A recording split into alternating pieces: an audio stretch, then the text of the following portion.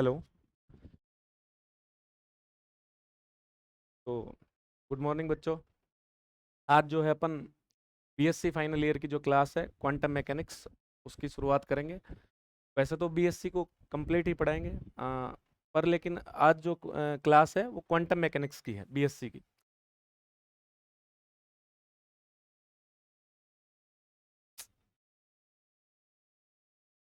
BSc third year है ना। और बुक इसमें तीन बुक हैं, आपको पता है। एक आपकी क्वांटम मैकेनिक्स की है, क्यूएम, और एक आपकी जो है वो आपकी न्यूक्लियर की है, और एक आपकी सॉलिड स्टेट है ना। वही पेपर वापस से कि ये आपका पहला पेपर होता है, ये आपका दूसरा पेपर होता है, और ये आपका तीसरा पेपर होता है ना।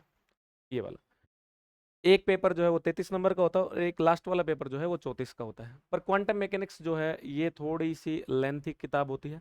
और लेंथी का मतलब ये होता है कि भाई इसमें जो डेरिवेशन वगैरह जो होते हैं वो थोड़े से टफ होते हैं। टफ होने का मतलब क्या है कि थोड़े से लंबे लंबे, जैसे कोई 8 पन्ने का कोई डेरिवेशन है दूसरी यूनिट में, पहली यूनिट तो बेसिक है और दूसरी में कुछ खास है नहीं, है ना। और अब ये जो है ये किताब ईजी है, तो ये वाली, और सबसे ईजी तो ये है। इस किताब ये सबसे स्कोरिंग किताब होती है भाई। इसमें जैसे आराम से जो है अपन 33 में से 25 नंबर आराम से ला सकते हैं। बहुत बेसिक सा पढ़ के भी 25 नंबर आ सकते हैं। तो अगर इसमें 25 नंबर आ सकते हैं तो अपन बीएससी में पहले 36 ही लाने होते हैं। पासिंग पासिंग मार्क्स तो 36 ही है अपना। तो इसमें जैसे 25 आ सकते हैं, तो ये किताब तो फिर बाद में बच्चा कर भी लेता है। लेकिन दिक्कत इस किताब में आती है क्योंकि इस किताब में नंबर बैठते नहीं है। तो इसलिए अपन जो है सबसे पहले इसी किताब को स्टार्ट करेंगे। और इस किताब में स्टार्ट करने से पहले जो मैं आपको बता दूं कि इसका पहला ही पेपर होता है, और इसका सिलेबस क्या है वो मैं आपको थोड़ा सा डिस्कस कर देता हूँ। तो यहाँ से देखो, क्वांटम मैकेनिक्स वही 4 यूनिट में डिवाइड है सिलेबस, है ना। ये अपना आरयू का है, राजस्थान यूनिवर्सिटी का। अच्छा, ये राजस्थान यूनिवर्सिटी का है। जैसे मान लो कि बीकानेर यूनिवर्सिटी है ना, वो आपकी एमजीएस, एक आपकी एमडीएस है ना, अजमेर वाली। केयू कोटा यूनिवर्सिटी है ना, और एक आपकी पीडीयूएसयू है सिक्कर वाली, है ना। पंडित दीनदयाल यूनिवर्सिटी सिक्कर वाली। ये जितनी भी यूनिवर्सिटी हैं सबका सिलेबस जो है क्वांटम मैकेनिक्स का यही रहने वाला है। ईयर वाले प्रोग्राम में जो है वो क्वांटम मैकेनिक्स जो होती है वो आपके तीसरे ईयर में आती है, जैसे बीएससी थर्ड ईयर। जबकि अभी जो सिस्टम है वो आपका सेमेस्टर सिस्टम में कर दिया यूनिवर्सिटी ने। बीएससी में क्या कर दिया है, सेमेस्टर सिस्टम। और ये बीएससी पास कोर्स है ना, ये बीएससी का आपका पास कोर्स है। और इसमें जो है वो आपके 6th सेमेस्टर में जो है वो आपका क्या कर दिया है, क्वांटम मैकेनिक्स को ऐड कर दिया है 6th सेमेस्टर में। ये वाली जो क्वांटम मैकेनिक्स है जो बीएससी में पढ़ते हैं वही सेम टू सेम यहाँ पे पढ़ते हैं। जबकि एक कोर्स और चलता है बीएससी में, तो उसको बोलते हैं बीएससी ऑनर्स, है ना। एच मतलब ऑनर्स। तो बीएससी ऑनर्स जो होता है वो एक ऐसा होता है कि आपको एक किताब तो मेजर में ली जाती है। जैसे आपने मान लो फिजिक्स ले ली और एक किताब आपकी चूज है, जैसे आपने मैथमेटिक्स ले ली या फिर केमिस्ट्री ले ली। ऐसा जरूरी नहीं है कि आपको जो है 3 किताब लेनी है। अभी आप इसमें केमिस्ट्री को छोड़ सकते हो, जबकि इसमें आपको तीनों पढ़ने पड़ते हैं। और इसमें जो है ये आपकी चौथे सेमेस्टर में ऐड कर दी है। इसमें चौथे सेमेस्टर में। जबकि इसमें हर सेमेस्टर में एक पेपर होता है फिजिक्स का, जबकि इसमें हर सेमेस्टर में 2 पेपर फिजिक्स के होते हैं। तो ये वाला, तो एक्चुअल में ये जो क्लास है वो किन किन बच्चों के लिए इंपॉर्टेंट है कि कोई बच्चा अगर बीएससी से ऑनर्स कर रहा है, बीएससी ऑनर्स कर रहा है, या बीएससी सेमेस्टर स्कीम में है तो छठे सेमेस्टर की हो गई, और ये फोर्थ सेमेस्टर की हो गई।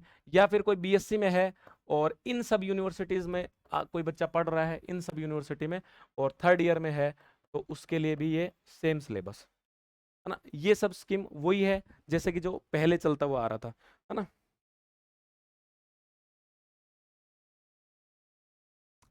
है ना, अब भी थोड़ा सा सिलेबस देख लेते हैं अपन।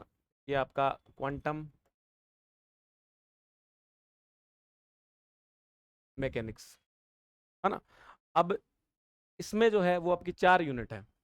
पहली जो यूनिट है वो आपकी यूनिट बताती है कि भाई क्वांटम जो है उसकी शुरुआत कहाँ से हुई है ना, क्यों हुई है, और जरूरत ही क्या है पढ़ने की ना। तो ये बेसिक नीड है, या मैं बोलूँ तो आपका जो ये है क्वांटम मैकेनिक्स का उद्गम है।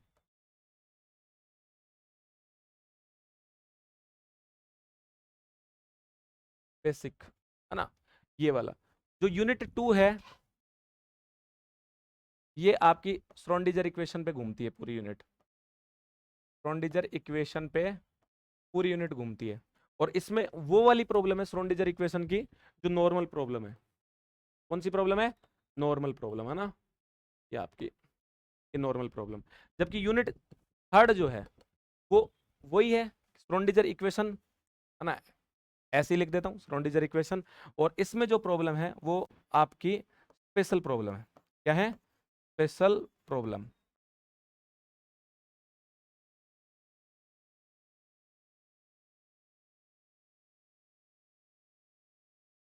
ये स्पेशल जो है वो इसमें आपकी स्पेशल जो है वो प्रॉब्लम है इसमें। जबकि यूनिट फोर जो है वो आपकी स्पेक्ट्रम से रिलेटेड है। जैसे आपकी एटॉमिक, है ना, मोलिकुलर, इन सब से जो है वो आपकी रिलेटेड है। एटॉमिक, मोलिकुलर, स्पेक्ट्रोस्कोपी टाइप का हो गया ना सिलेबस, वो सब एक में ही आ जाते हैं। जिसमें आपको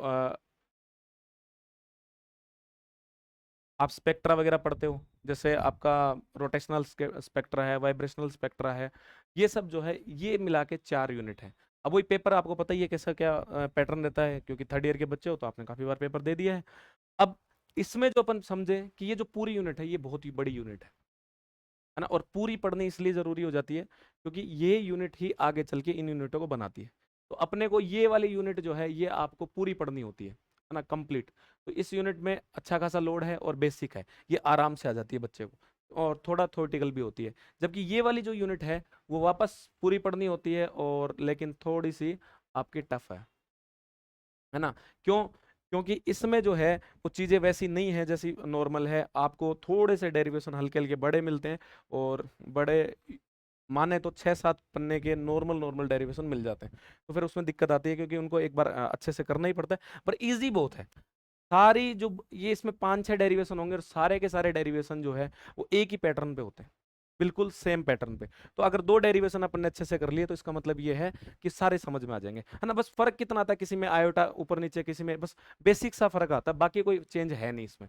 और ये श्योर है कि 6 टॉपिक में से 2 टॉपिक एग्जाम में आने हैं, और एक टॉपिक हमें करना ही करना है। तो फिर ये यूनिट भी हो जाती है, ये थोड़ी सी और थोड़ी सी टफ हो जाती है यूनिट। और ये वापस बेसिक सा है। तो कोशिश की जाए कि आपको ये यूनिट पूरी आ जाए, ये वाली आपको यूनिट जो है ये पूरी आ जाए, और ये वाली जो यूनिट है ये भी आपको पूरी आ जाए। इसको आप आधा भी कर लोगे तो चलेगा, और ये तो बेसिक है तो ये तो आ भी जाएगी। फिर क्वांटम मैकेनिक्स में ऐसा भी होता है कि आपके न्यूमेरिकल्स भी आते हैं, है ना। प्रत्येक यूनिट के जो न्यूमेरिकल हैं वो आपके इंपॉर्टेंट है क्वांटम मैकेनिक्स के। और न्यूमेरिकल का सिस्टम क्या है? न्यूमेरिकल का सिस्टम आपको न्यूमेरिकल तभी आएंगे क्वांटम मैकेनिक्स के जब आपका बेसिक थोड़ा क्लियर होगा। आप चीज़ों का मतलब समझेंगे, ना कि रटेंगे आप कि भाई एक्सपेक्टेशन वैल्यू वगैरह क्या होती हैं, है ना, नॉर्मलाइजेशन क्यों करते हैं, करना ही क्यों जरूरी है। तो ये बेसिक जो चीज़ें अगर अपन सीखेंगे तो फिर होने लग जाएंगे। और कुछ क्वेश्चन आपके फिक्स होते हैं जो अपन प्रीवियस ईयर वगैरह, फिर अपन आर यू के, जैसे राजस्थान यूनिवर्सिटी है ना, पीडीएसयू वगैरह है, तो ये जो यूनिवर्सिटियां हैं इनके जो 5 सालों के पेपर है ना, अदरवाइज और भी हो गए जैसे कोटा है, ये जो भी है, एमजीएस बीकानेर वाली है, 5 साल के अपन पेपर भी डिस्कस कर लेंगे भाई, उनमें कौन कौन से क्वेश्चन आए और कौन कौन से क्वेश्चन बनते हैं, और उनके न्यूमेरिकल वगैरह भी डिस्कस कर लेंगे, है ना। तो ये जो है तुम्हारा मोटा मोटा सिलेबस। तो अपन कल से जो है इसको स्टार्ट करेंगे बढ़िया, पहली यूनिट को। और टाइम लगेगा थोड़ा सा क्योंकि क्वांटम मैकेनिक्स जो है वो छोटी किताब नहीं है और बहुत बड़ी किताब है, लेंथी है। आराम से अराउंड 50 क्लास के करीब करीब लगते ही हैं, लेकिन कोशिश करेंगे कि इसको 40 में सल्टा दिया जाए, और जितना भी टाइम लगेगा और वो लगना ही है।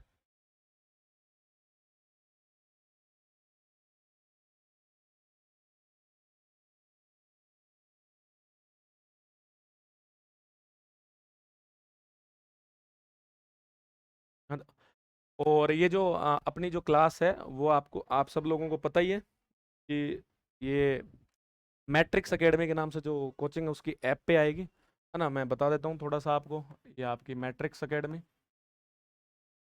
ना, इसकी कोचिंग की ऐप पे आएगी आपकी क्लास, और यूट्यूब वगैरह पे भी आएगी, है ना। तो आप इसका मैट्रिक्स के नाम से ही जो है कोचिंग का चैनल है, और आप वहाँ भी इसको देख सकते हो। और जो इसका टाइम रहेगा क्लास का, है ना, वो अगर कोई बच्चा ऑफलाइन क्लास लेना चाहता है, ऑफलाइन क्लास, है ना, तो उसका जो टाइमिंग है वो आपकी सुबह 7 से 8, है ना, सुबह मॉर्निंग लिख देता हूँ। एक क्वांटम मैकेनिक्स की आपकी क्लास रहेगी, है ना। और ऑफलाइन वगैरह आप जाके इसको देख लेना, वो टेक्निकल टीम आपसे डिस्कस कर लेगी कि उसका प्राइस वगैरह ऑफलाइन का क्या है ना। और ऑनलाइन का आप आके कोचिंग में बात कर लेना, ऑनलाइन का भी पता लग जाएगा आपको, ऑफलाइन का पता लग जाएगा, तो आप आराम से ले सकते हो इसको, कोई दिक्कत नहीं। और कल से जो है अपन इस क्लास को स्टार्ट कर देंगे, ठीक है।